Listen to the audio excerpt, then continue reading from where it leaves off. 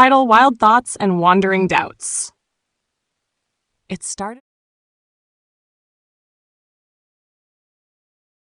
on a morning thick with a familiar fog, the kind that curled around thoughts and made them feel both closer and harder to see. In the quiet moments before the day picked up speed, he took his attention medication, the tablets that kept his mind from racing down twisting alleyways of thought. And yet, even with them, the thoughts came. Racing, tangling, weaving their way into something he couldn't quite shake. He noticed, as always, that the little things seemed off. A lighter that wasn't where he remembered leaving it, a shampoo bottle that wasn't as full as it should be. He knew, logically, that no one had taken them. But logic rarely won these battles. His mind would race to fill in the blanks, conjuring reasons, spinning stories, forming suspicions. It's bullshit, he'd think. Bullshit on top of bullshit.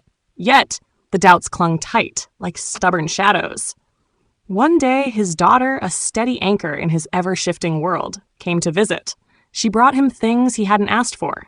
Food, shampoo, the small comforts that grounded him. Her presence was like sunlight cutting through a dense fog, even if just for a moment.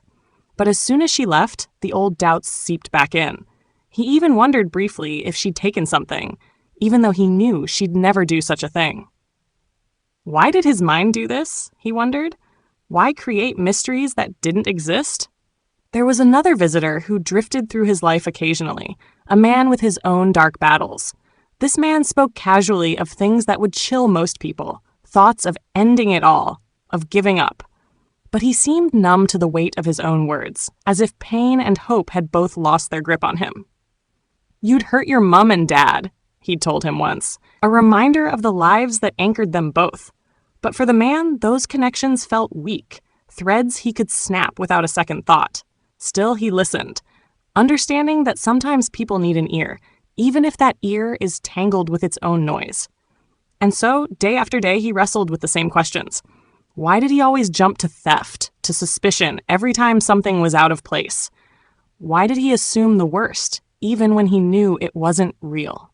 People told him it was his mind playing tricks, and maybe they were right.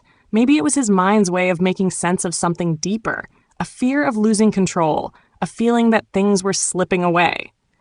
"Bullshit," he'd mutter, finding the lighter exactly where he left it. "You have to be shitting me." But it wasn't the objects themselves that haunted him. It was the questions, the shadows his mind insisted on conjuring, like a smoke that lingered even after the fire was gone. In the end, he could only live in that space between doubt and clarity, hoping that one day the shadows would loosen their grip, leaving him with a bit of quiet, a little peace. Hope you liked that. It's woven straight from the themes and thoughts